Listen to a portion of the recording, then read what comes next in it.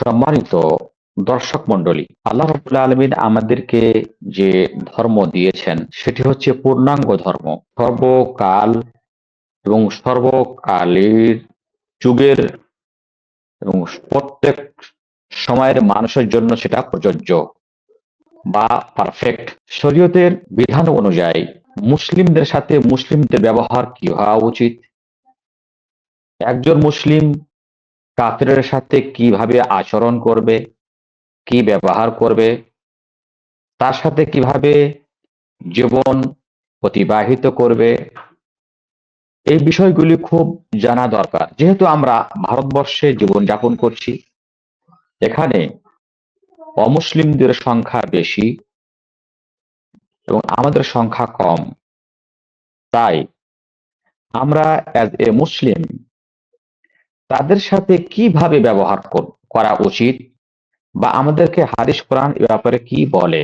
প্রথমত, যারা হিন্দুদের সমাজে বা হিন্দুদের দেশে বা হিন্দুদের এলাকায় বসবাস করে বা যেই সমাজে হিন্দু আছে, সে মুসলিমের প্রথম করণীয় হল এই যে সে অমুসলিম ভাইকে, যে আল্লাহকে চেনে না, রসুল সাল্লাল্লাহু আলাইহি সাল্লামকে চেনে না, তাকে আল্লাহ এবং রসুল সাল্লাল্লাহু আলাইহি ওয়াসাল্লামের মারিফাতের দাওয়াত দেওয়া, অর্থাৎ তাওহীদের দাওয়াত দেওয়া, আল্লাহর একত্ববাদের দাওয়াত দেওয়া।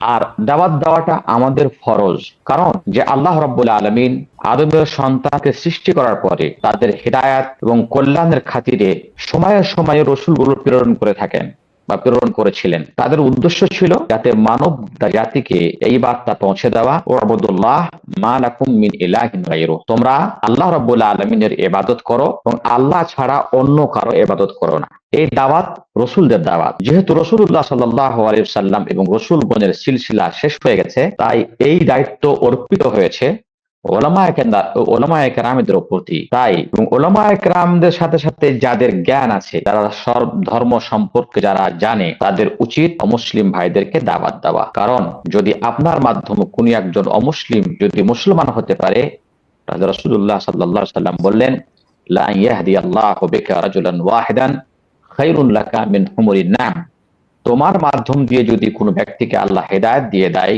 তাহলে তোমার জন্য সেটা লাল উটের চাইতে বেশি দামি।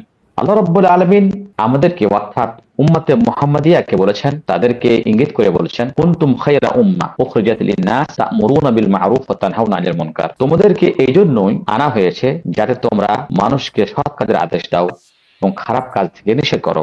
দ্বিতীয় করণীয় হলো যে যখন আমরা অমুসলিমদেরকে ইসলামের দিকে দাওয়াত দেব, সেক্ষেত্রে আমাদেরকে কথা জানা উচিত যে কোনো অমুসলিমকে আমরা জোর জবরদস্তি ইসলাম গ্রহণ করাতে পারি না। আমাদের ইসলাম কথা কখনো বলে না বা হাদিস এবং কোরআন কখনো বলে না যে কোনো অমুসলিমকে জোর করে জবরদস্তি করে তাকে মুসলিম তৈরি করবা। কথা ইসলাম সর্বদাই অস্বীকার করে, অর্থাৎ কাউকে জোর জবরদস্তি করা যাবে না। আল্লাহ পাক কোরআনে পরিষ্কার বললেন, লা ইকরাহা ফিদ-দীন কাদ তাবায়্যানা আর-রুশদ মিনাল গাই ওয়া মান ইয়াকফুর বিত-তাগুতি ওয়া ইউমিন বিল্লাহি ফাকাদ ইসতামসাকা বিল উরওয়াতিল উসকা।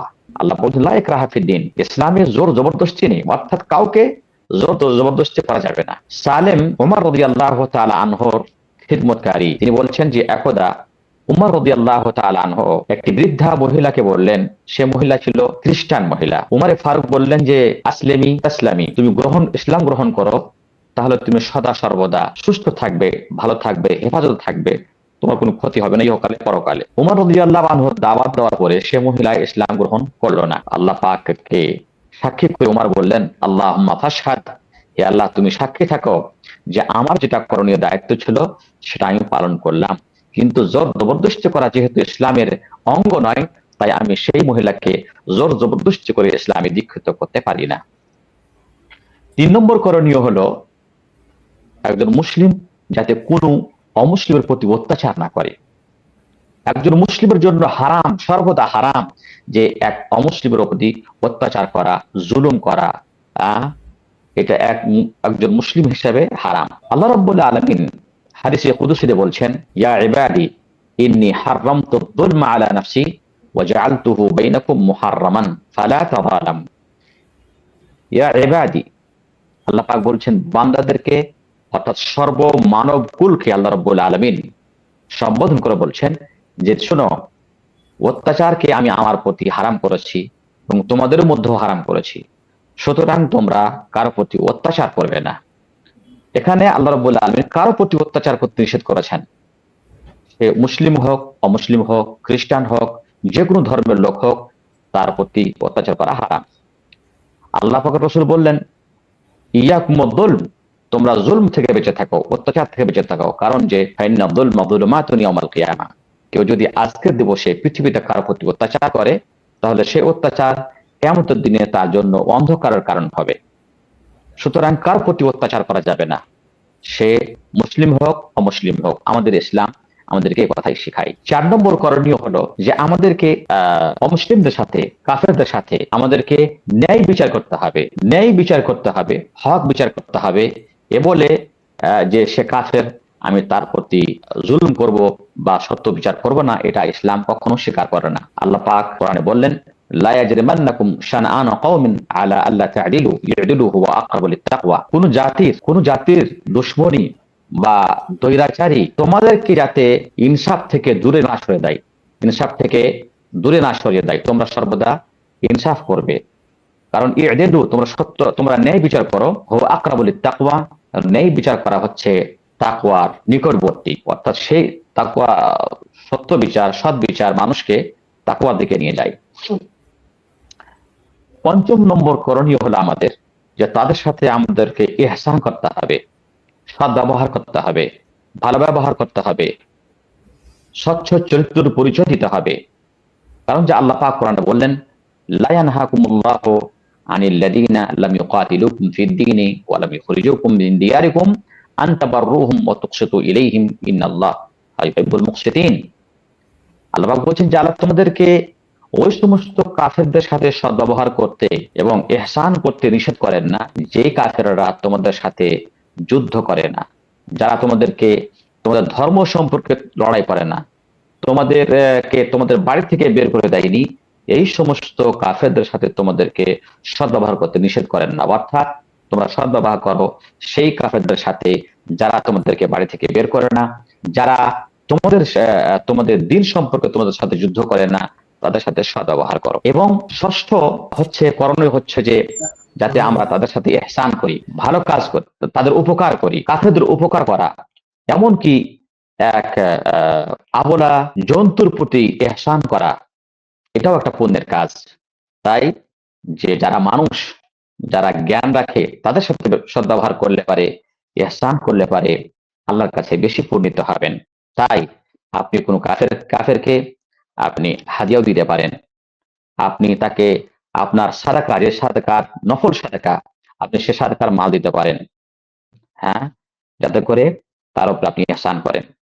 7 নম্বর হচ্ছে যে যদি মাতা পিতা যদি কাফের থাকে, তাহলে আপনাকে তার সাথে সদ্ব্যবহার করতে হবে। আল্লাহ পাক কোরআনে বলছেন যে তোমার মাতা পিতা যে তোমাকে যদি শিরকের দিকে নিয়ে আসে, তাহলে তুমি তার অনুগত্য করো না, কিন্তু ওয়াসাহিবহুমা ফিদ দুনিয়া মা'রুফা, তুমি তাদের সাথে দুনিয়াতে সদ্ব্যবহার করো।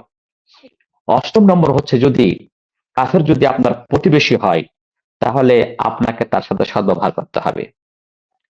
আব্দুল্লাহ বিন আমর বিন আস রাদিয়াল্লাহু তাআলা আনহু বাড়িতে যদি কোনো ছাগল, খাসি জবাহ হতো, তাহলে আব্দুল্লাহ বিন আমর বিন আস রাদিয়াল্লাহু আনহু তার ছেলেকে বলতেন যে দেখো, সর্বপ্রথমে আমার যেগুলো খ্রিস্টান পড়োশী আছে সেগুলোকে দিয়ে এসো। কেননা রাসূলুল্লাহ সাল্লাল্লাহু আলাইহি ওয়াসাল্লামের কাছে আমি শুনেছি যে জিবরিল নাকি আল্লাহর রাসূলকে ওয়াসিয়ত করেছেন প্রতিবেশীর সাথে সদ্ব্যবহার করার জন্য। তাই প্রতিবেশী যদি মুসলিম হয় তা সদ্ব্যবহার করতে হবে, অমুসলিম হয় তাও সদ্ব্যবহার করতে হবে, তারা সদ্ব্যবহারের অধিকারী। তাই আল্লাহ রাব্বুল আলামিন যেন আমাদেরকে তাদের সাথে হাদিস এবং কোরআন অনুযায়ী যেগুলো আমাদের করণীয় সে কাজগুলো করতে পারি, যাতে করে আমরা তাদেরকে আমাদের সদ্ব্যবহার, আমাদের ইহসান, আমাদের হাদিয়া, আমাদের ভালো কথা, ভালো চরিত্রের মাধ্যম দিয়ে তাদেরকে আমরা ইসলামের দাওয়াত দিতে পারি। আল্লাহ যেন আমাদেরকে এই তৌফিক দান করেন। আমিন।